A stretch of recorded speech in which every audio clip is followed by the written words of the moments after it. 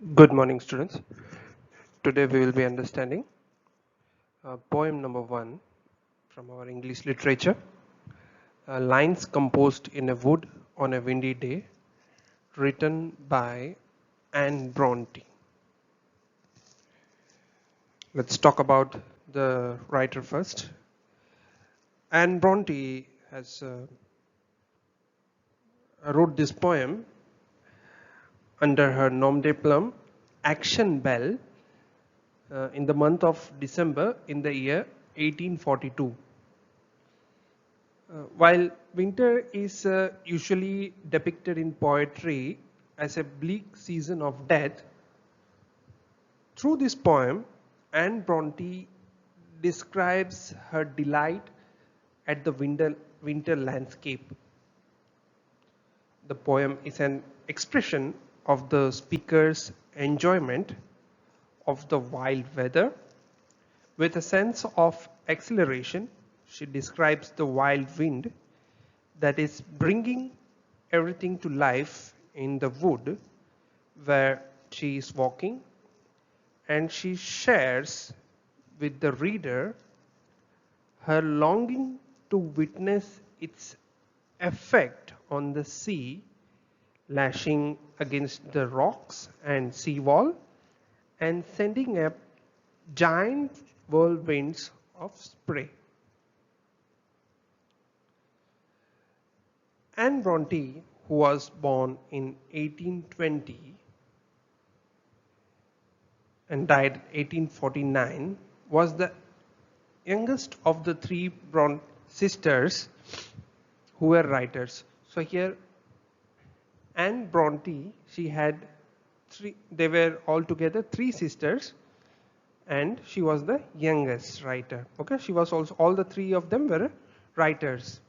Now Anne was educated at home by her aunt till the age of 15. When she joined school, her elder sisters were Charlotte, who wrote Jane Eyre, and Emily, who wrote Wuthering Heights. Anne's first published book was a collection of poems which contained poems by all the three sisters. So here Anne, she published a book which contained poems from all the three sisters. The collection of the book was called as The Poems by Currer, Alice and Action Bell.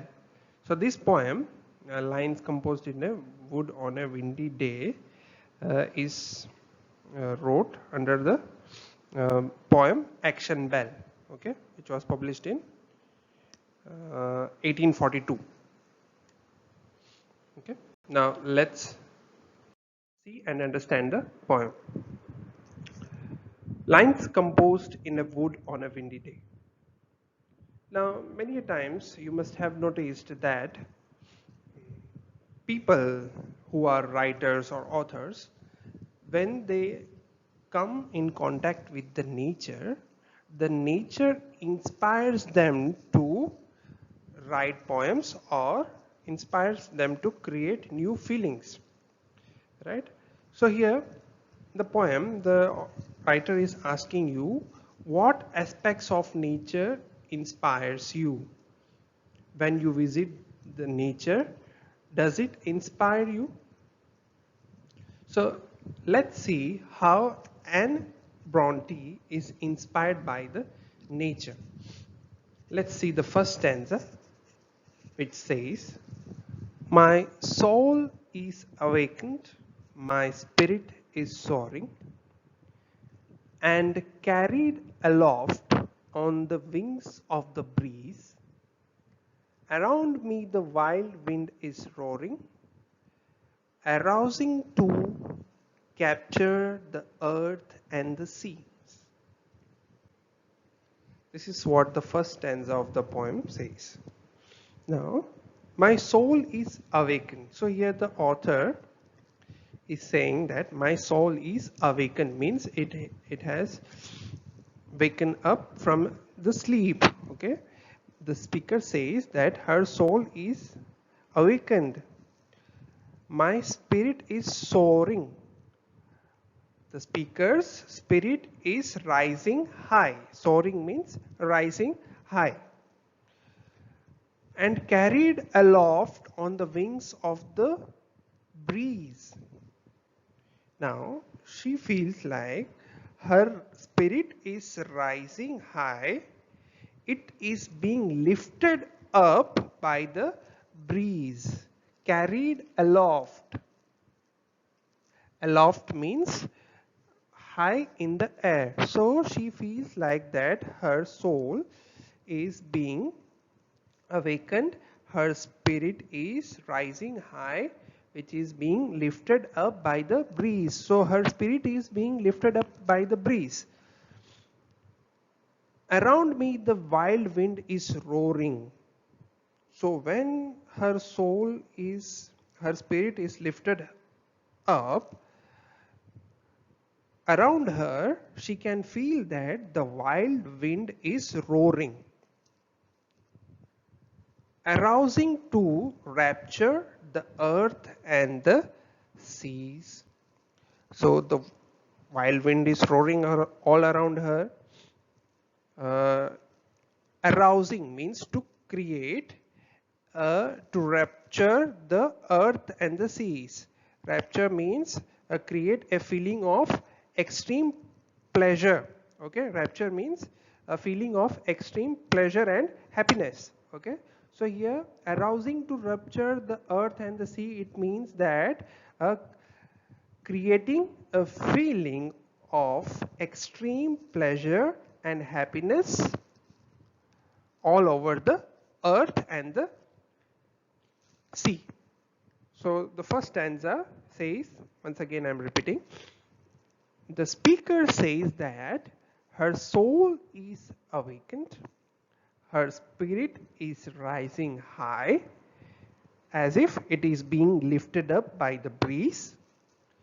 The wild wind is roaring all around her, which is creating a feeling of extreme pleasure and happiness all over the earth and the sea.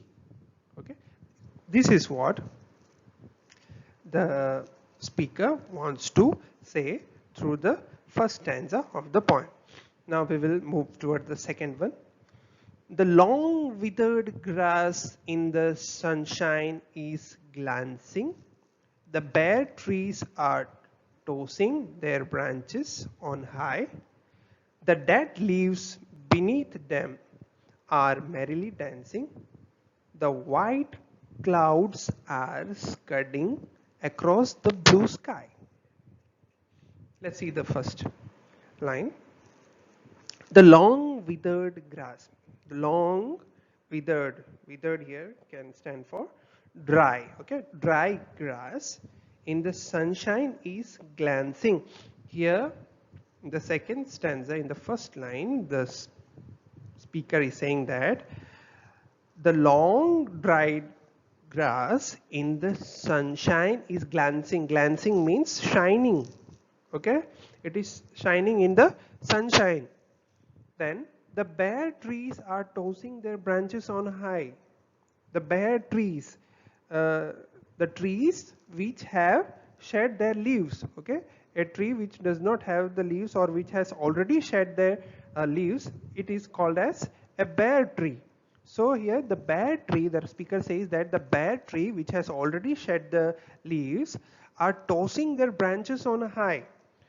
Means are moving. Tossing means moving their branches from side to side, back and forth in the air.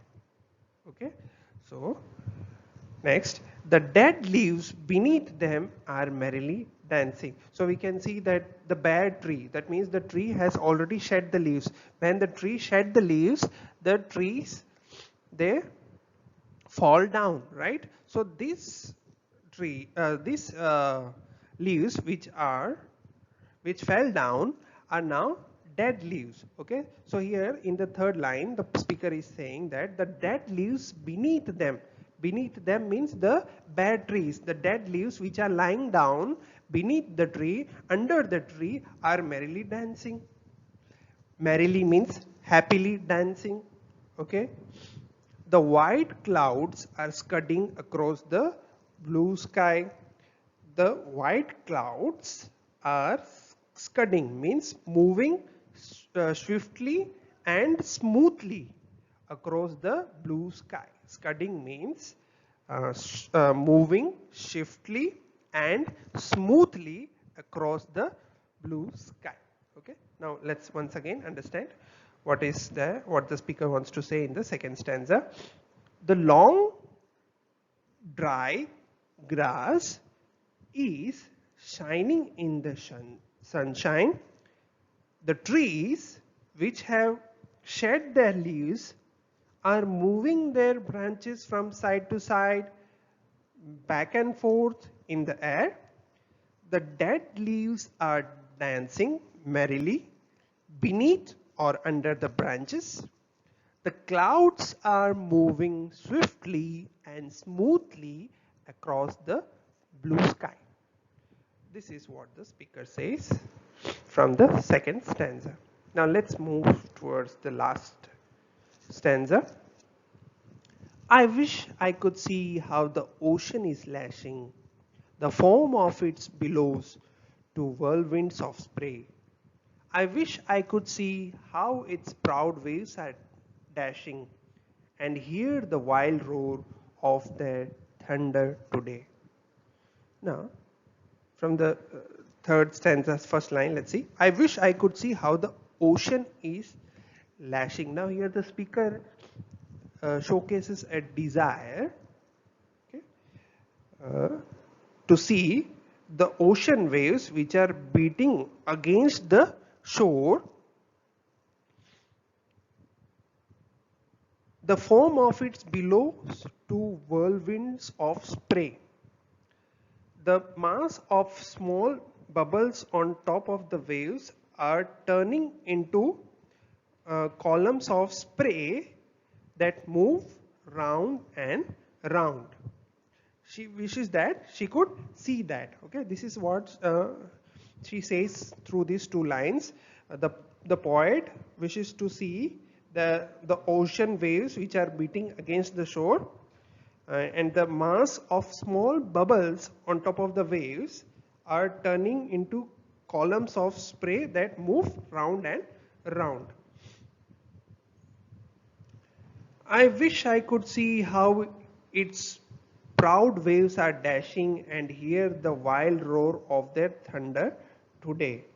She wishes that she could see how the large and tall waves, here she has used the word proud, so we can refer the proud means the waves which are large and tall. Okay, so here proud waves are dashing against the shore, and she wishes she could hear the loud thunder like noise that they make. Okay, this is what she wants to suggest through the last stanza. Let's see once again.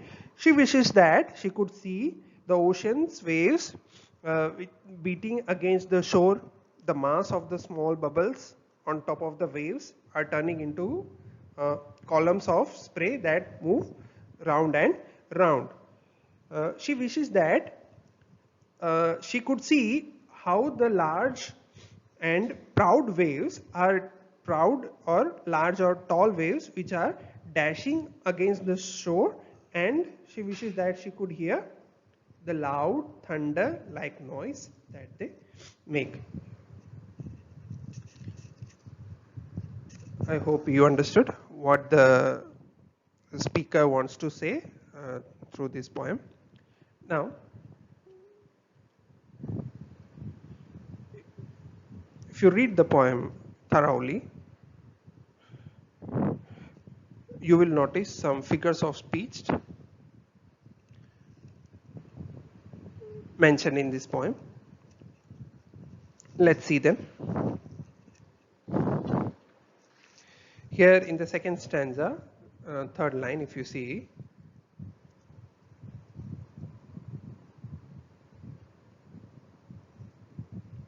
the dead leaves beneath them are merrily dancing. So here the dead leaves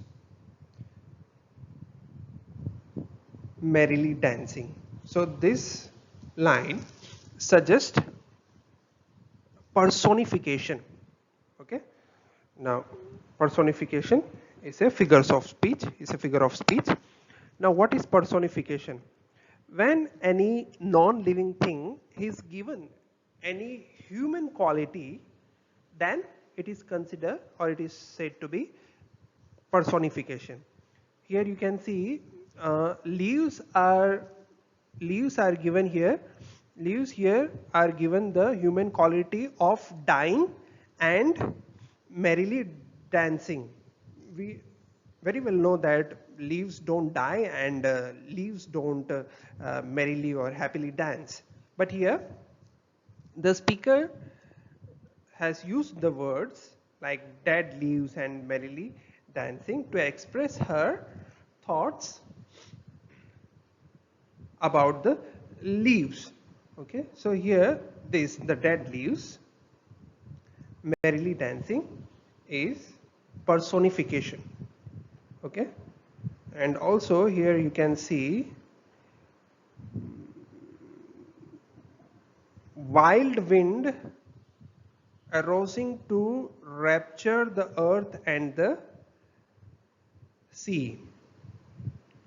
So wild wind arousing to rapture the earth and the sea. It is also uh, personification. Okay, so here the wild wind is given an human quality of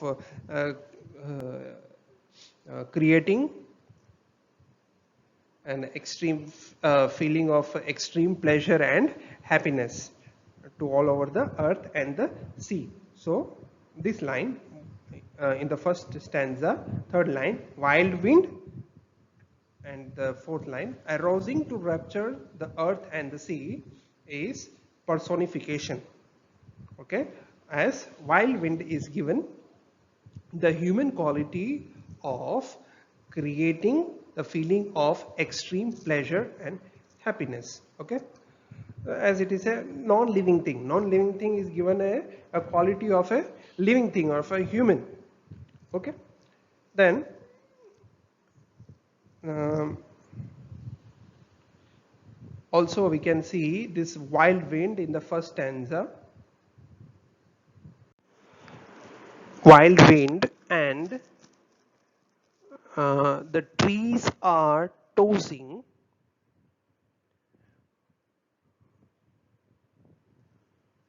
is alliteration.